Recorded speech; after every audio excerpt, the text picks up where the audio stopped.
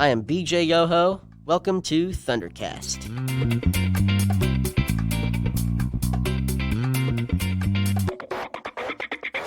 Today on Thundercast, I will be interviewing Mr. Trent Provo, who is the new superintendent at Eastern Greene.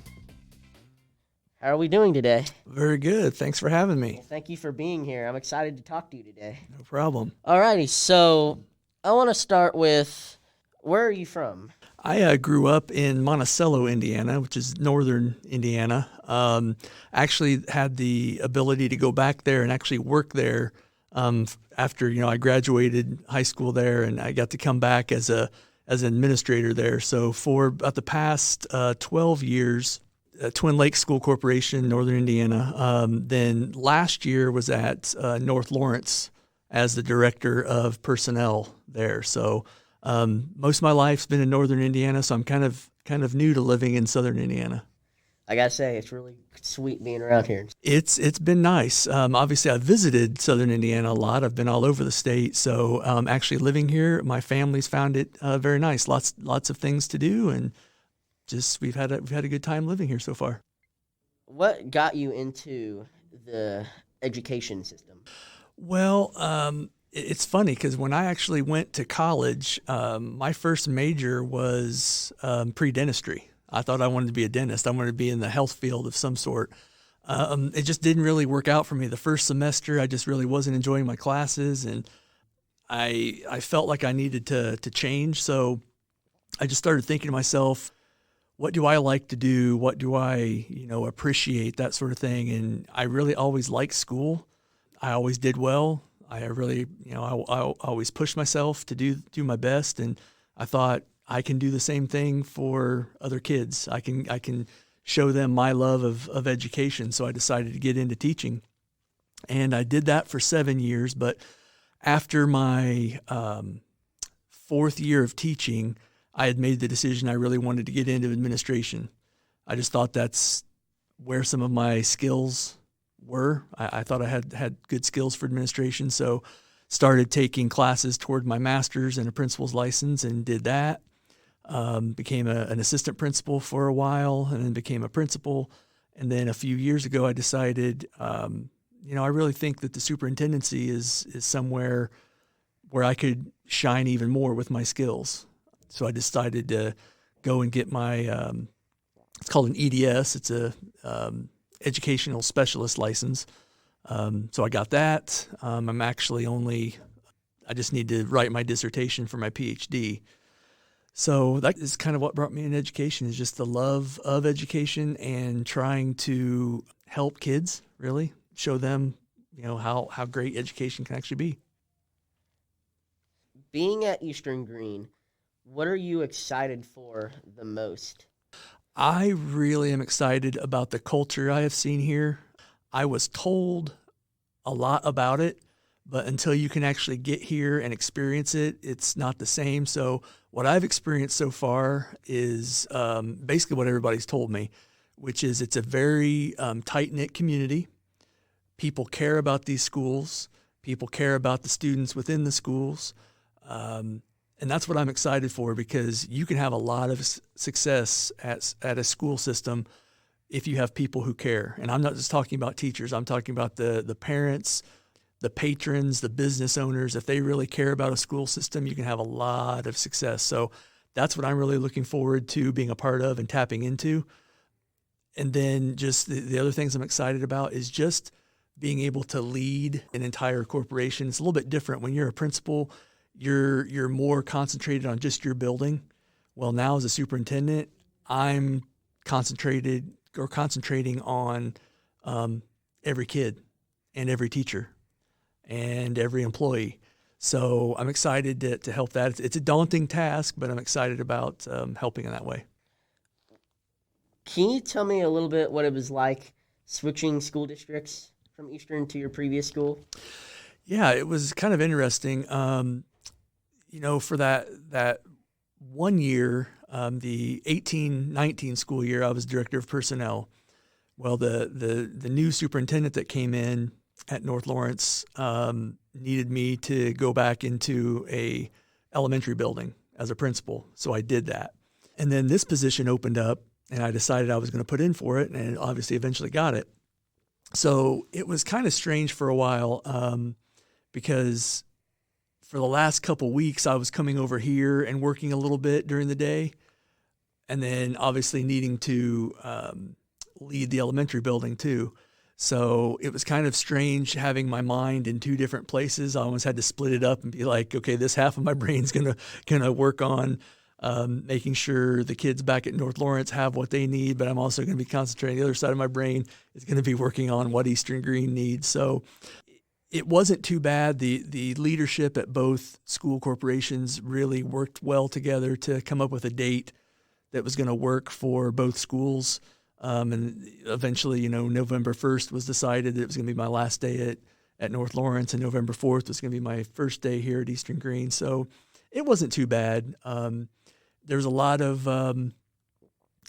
goodbyes at the building I was at. I got very close to the kids and the teachers at Lincoln Elementary, where I was the principal for a little over 9 weeks. I got very close to them very quickly. It's a very neat school. So that was one of the hardest parts, is saying goodbye to a bunch of people that I grew very close to very quickly. But for the most part, it wasn't too bad. Must have been really emotional, like you said, when you left. It was. I never thought it would be like that, because I thought, I'll be able to leave pretty easily. But it was very obvious very quickly that wasn't going to be the case, because like I said, the teachers and the students really took me in and made me part of the building. And so, there were some emotional times when we had to say goodbye. I feel like a lot of that emotion resonates here at Eastern too, because we've had teachers that have left or retired or gone on to other positions. And what's amazing about it is that there always seems to be a large group of people that get emotional about it. Pretty much everybody here at the school is seen as family by everybody. Yeah, and I think that speaks to the culture that we talked about earlier. I've been at school corporations and buildings where it's not like that. Somebody leaves, people don't really, it's almost like they could care less. Yeah. It's like, you're replaceable. And yeah, you are, but you also want to feel like you made an impact there. And that's what I like about schools like Eastern and Lincoln, where I came from. It's you can really tell the schools that buy into the belief that culture really makes a difference. So yeah, I agree. So when you got the position to become the superintendent at Eastern, were you excited? How did you feel when you heard you got the position? Yeah, I was very excited. It was kind of like a goal that had been fulfilled. I'd been working on being a superintendent for about the past 2 to 3 years, had a few interviews here or there, different places.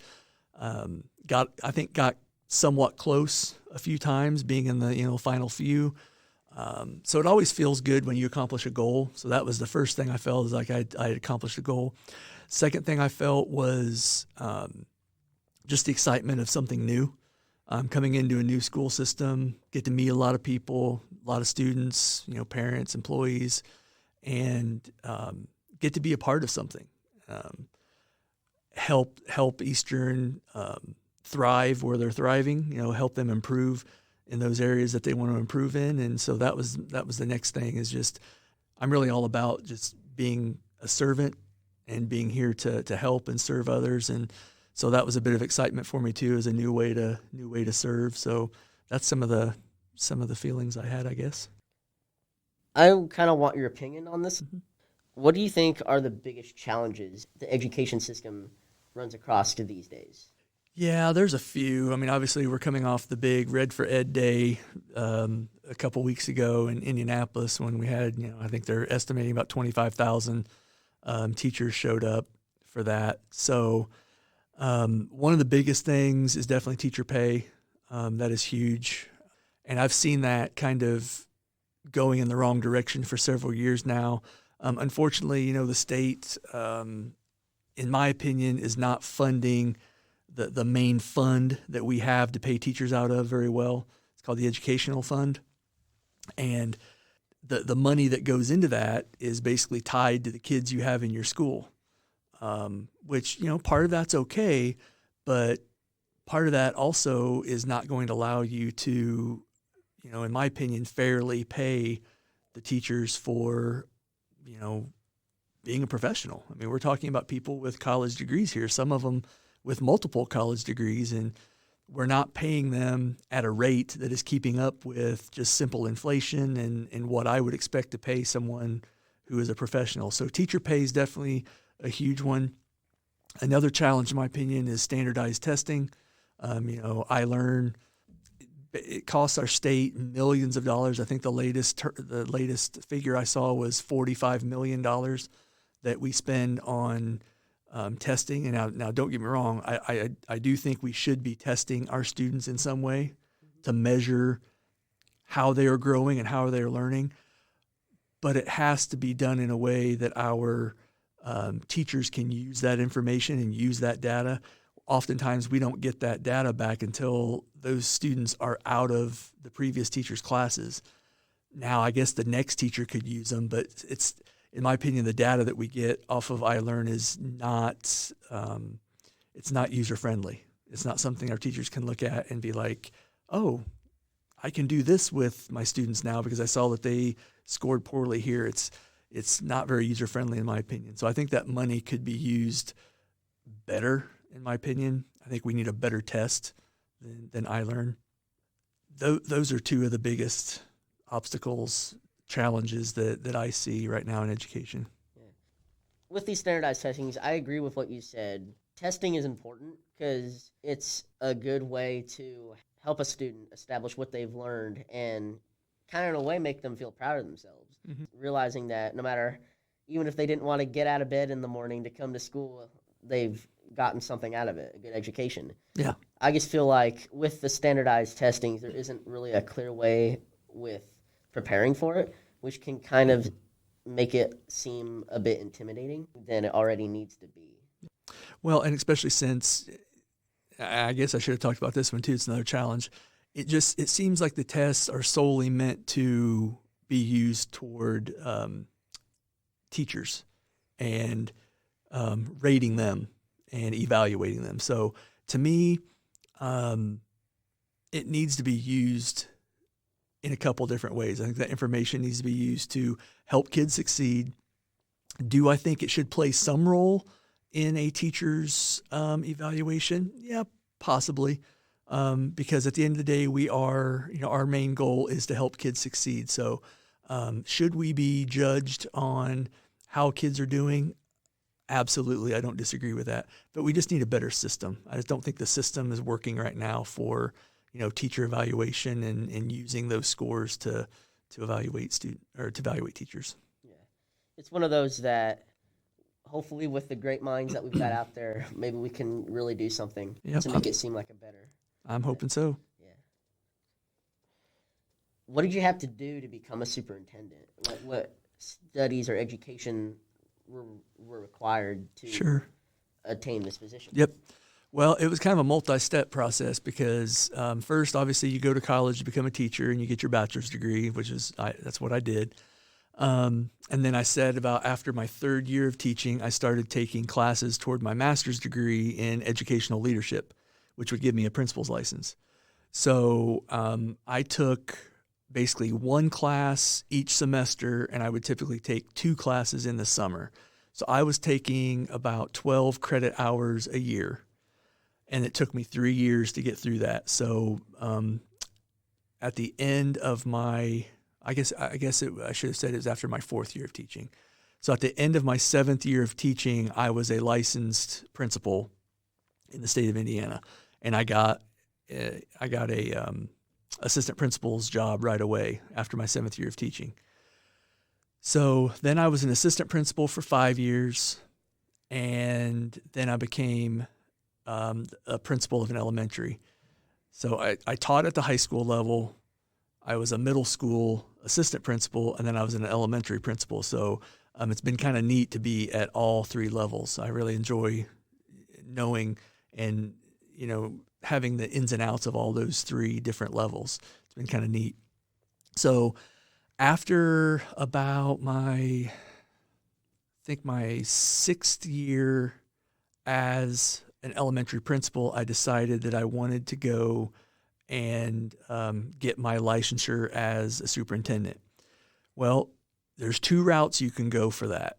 You can either go for your PhD, which is a doctorate in education, and you take classes, you write a dissertation, which is a very long paper. Usually it's about 200 to 250 pages, could be more, because you basically are studying something researching something that you find interesting. Or you can take classes and get what is called an EDS, which is an educational specialist license. And so basically it's just a step beyond the master's degree.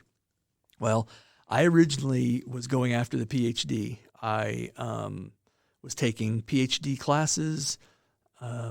I was preparing to write for my dissertation, and actually got kind of sick. Nothing life-threatening, but I had a very bad summer when I should have been writing my dissertation all summer. I got sick and just couldn't do it. So I got behind where I wanted to be, but yet I still wanted to pursue the superintendency. So I just took a couple extra classes that I needed and got the EDS. So I have my EDS, and like I said earlier, I'm only short of my doctorate by writing my dissertation. That is a goal that I might accomplish here in the near future. We'll see. But that's kind of the process you have to go through to do it. So it's challenging because all those degrees I said I had to do it kind of while I was teaching. I mean, other than my bachelor's, but my master's and my EDS I had to do while I was either a teacher or a principal. So I had to juggle being a student and teaching to get that accomplished. So, but it's been a very worthwhile goal to accomplish. Was it hard trying to become a superintendent or a successful person in the education industry? Yeah, it was difficult. There was definitely times where I had to, like, for example, when I was teaching and getting my principal's license, I was teaching. I was an assistant basketball coach at the high school level, and I was a student, and I also had a 1-year-old son. So I had to juggle all of that stuff. I ended up giving up coaching. Something had to give because I was just way too busy with all of that. And I felt like I was getting home late from basketball practice and still needed to study and write papers. And I had a 1-year-old son who I'd get to see him for just a little bit before it was bedtime for him. So I felt like I needed to be home more. So in the second year of my 3 years of getting my principal's license, I gave up coaching because I just needed to be home more. So, but yeah, it was difficult at times. There's times where you're like, am I going to make it through this? But you just keep working hard, and it all works out in the end. So yeah, it can definitely be challenging, but I just believe in if you want to do something, and you set goals, you've got to look for that light at the end of the tunnel. You can't look back. You just got to keep looking forward and working hard. And that's what I did. And it's worked out for me pretty well. That's really cool. What do you think is the greatest part about the education system? Yeah, well, the greatest part of education in general is it opens up doors. I don't care who you are, what background you have, what kind of lifestyle you had growing up. Education will open up doors for you if you want it to and if you allow it to. Some of us don't find that out till later, and that's fine. There's some people that don't see that growing up. They don't see it in high school, and they take a different path at first. They go right into the workforce, which is fine. That's great. But then they realize, I want something more. I want to do something more. And education is usually the key to that. And I'm not talking about a university even. I mean, there's people that go right into the workforce and they decide they want something more, and they're great with their hands. So I want to be a carpenter. I want to be an electrician. I want to be a pipe fitter. Well, that takes education because, I mean, you're going to go get training somewhere. So to me, the greatest thing about education in general is it just opens up so many doors for people. I would say now if we're talking about the greatest thing in our education system, let's say the United States, I think the greatest thing is that we educate everybody. There's nobody that we don't give a chance to be educated, and not every country can say that.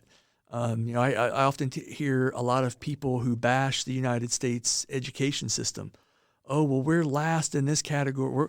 We're 45th in the world in math, and that's not a stat for me. That's just something I'm saying. But you often see these things where we're behind so many other of these countries in science and math and this and that. Well, what they fail to tell you is they're only taking the statistics in another country of those kids who are afforded the opportunity to even attend school. There's countries out there where kids aren't either allowed to go to school or they don't have the opportunity to go to school because they live too far away. We educate everybody in the United States. Everybody who wants an education in the public schools has that right and has the ability to go if they so wish. So I think that's the greatest thing about the United States education system is that we are trying to help every single student in the country in some way or another. Yeah, I think that especially with the United States as a whole, as far as education, what makes us stand out is that we give everybody the chance. We don't just push anybody aside just because where you come from, who you are, what you've done. We always let you have the chance to really make something of yourself. Yeah. And especially here at Eastern, because all these teachers, they never give up on you. They always try to find a way to help you get through it all. And there's students here that just want just to give up and go home. I'm not going to lie, there have been some days that I've wanted to do that, but the teachers, they don't want to let you give up, and they don't let you give up. And at first, that might seem cruel, but in the long run, it really does a lot for that person.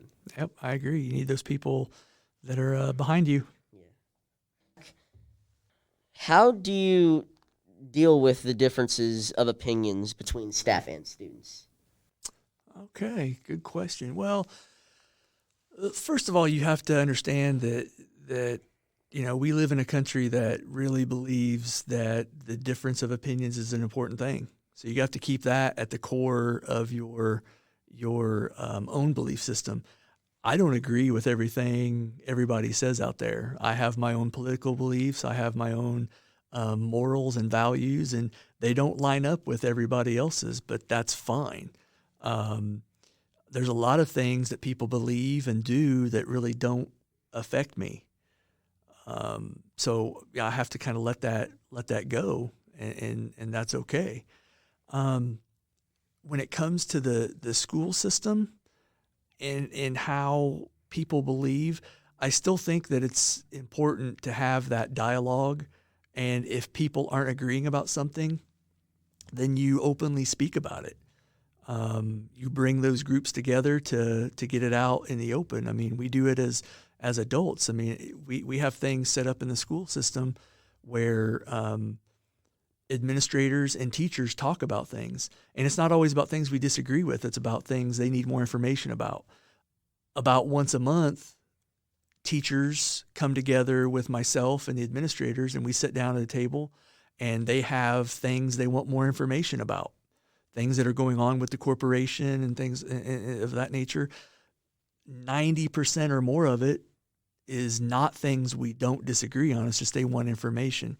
Now, every once in a while, you might have a topic that teachers might feel one way about and administration feels another way about. We talk about it, and we try to come to some sort of middle ground that makes both sides feel, good about it. So that's one way. When it comes to students and teachers, I think teachers need to be respectful of student beliefs and their and students wanting to talk about their beliefs. And the same way, I think students need to make sure they're being appropriate with the way they approach it. I've had students before when I was in the classroom who get very confrontational about an issue. that didn't need to be confrontational, and it puts a teacher on the defensive right away. So I guess the main advice I would give to teachers, students, administrators, everybody working in schools is have open, honest dialogue, agree to disagree if you can't find that middle ground, and just be appropriate when you're bringing up those topics that you want to talk about. And I think it's, if you do those things, the situation is going to take care of itself. A lot of students, how you said that they tried to make a big deal out of everything. Mm-hmm. I feel like especially in the teenage years, and the best way to handle that is to voice out your own opinion or meet in the middle. Mm-hmm. And I think that is really the only way to go for that. Yeah, I think students need to understand that there are some times where there's not going to be a middle ground, where there's certain policies that a teacher has to uphold in the classroom that's just, it's not negotiable. Yeah. If they want to have the open conversation of why it's not negotiable, I can get behind that. There's some students that they need an explanation. They need to know. Yeah. And I get that. But they also need to understand that there are some things that aren't necessarily negotiable. Same thing with my position. Sometimes I have to explain to teachers that I'm sorry, this is the way it's going to have to be. This situation is not really negotiable. We're not going to be able to find a common ground on this one. But as long as I can explain to them why, and there's solid reasons behind it, I think we can all understand each other and get along with that. I feel like talking to you are really confident in your position, and you really like what you're doing, and I think you are somebody that we really need. Well, I appreciate that. One thing that I feel as a leader, it doesn't matter if you're the leader of a school, leader of a corporation, whatever, leader of a sports team, you really have to hone your skills in knowing who you are first. You have to know what you value. You have to know what your morals are. You have to know what your views are on things, because you cannot lead others if you don't know yourself. So that's what I've tried to do over the years, is really get to know myself and know what I believe and what I stand for, and that way I can help lead others in a way that I think is most effective and helps them the most. Coming to Eastern, what kind of impact do you want to leave on the students when they graduate? Mm-hmm. Well, I want students to know they were cared for. Wherever I am as a leader, one thing that I stress to the other leaders that I work with, the principals and the teachers, you have to let those students know that they're cared for, or they're never going to work for you. Some will. If they're self-motivated, they're gonna work no matter what. But the ones that we need to reach, that need a little bit more help, that need that little extra push, that sort of thing, and even the ones that are self-motivated, they still need to know that they're cared for. So I really stress a culture of caring, which I believe Eastern has, and I just want to help build on it. So that's the legacy I want to leave behind, is that students, staff, employees know that I care about them. I want to try to work hard to make every place I am, that I've been or will be, to make us as innovative as possible, be creative. Eastern is a small, rural school corporation. That does not mean that we can't do innovative things like what we're doing right now. There's not a lot of schools this size that have a broadcast system like we have right here.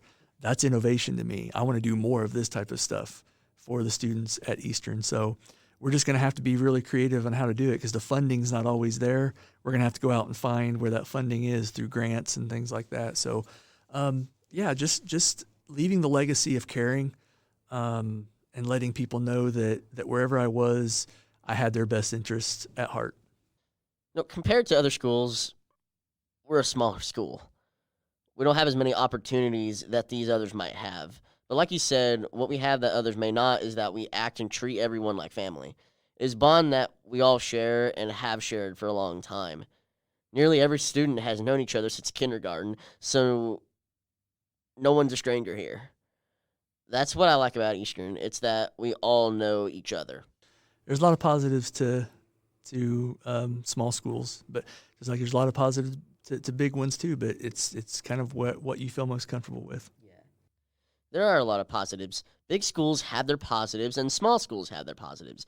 I think that one of the greatest things about these smaller schools, it kind of feels like sort of a community where everybody knows everybody. We know everybody's business, and we know each other's names. There are students here at Eastern and at different schools all around the world that just don't know what they want to do after high school. And even when they decide, they have a hard time deciding how they're going to go by achieving that goal, that dream, or that profession. Is there anything you'd like to say to those students who might not know what they want to do or are having trouble getting into what they want to do? I would tell students that aren't quite sure, don't rush into anything. If let's say you're on the college bound track and it's your senior year and you really don't know what you want to major in, that is okay. You can enter college being undeclared, and you're going to be taking courses that you will need for any major that you're going to take. You're going to take some math courses. You're going to take some English courses, some like writing and things like that. They're going to put you in some courses that you're going to need no matter what major you go into. So you're not going to be wasting your time or money. Now, after about that first year, after about your freshman year, you probably need to have an idea, but still that gives you a whole nother year to figure out what you're wanting to do. So number one, don't rush into it. You have time to figure it out. Second thing is that if you're on the college bound track and you enter undeclared, meet with your guidance counselor there at the university as much as possible. There's different things you can do. There's little assessments you can take that will help you learn what you like and what you don't like, and it could steer you towards a career path. Meet with people who know you. Have them give you advice on what they think you'd be good at, that sort of thing. If you're not on the college path, my advice for you would be, if you're going to enter the workforce right away, find something that you can enjoy while you're still trying to figure out what you're wanting to do. One thing I know that works for some people, a lot of people looked at the armed forces. They go into the armed forces first. There's nothing wrong with that. My brother did that right out of high school. He earned a lot of money. He saved every penny that he was being paid, and he walked out of there with a decent amount of money, and he walked out with money he could have put towards college. He didn't end up doing that, but he had it if he needed it. So some people use that, and you can almost pay for your entire college tuition by giving years of service to the armed forces. So that could be an area people look into. And then another thing I would tell people is if you are skilled with your hands, whether it's carpentry, plumbing, auto mechanic work, that sort of thing, look to the trade schools.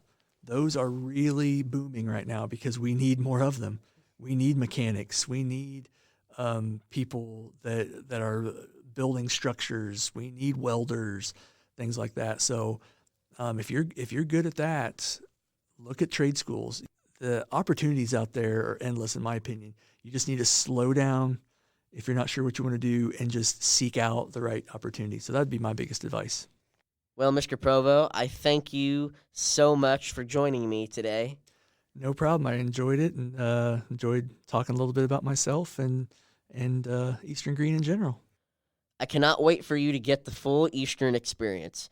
I know you just started, but once you settle into it, you'll learn that Eastern is a great school to be at. I think you're going to like it here.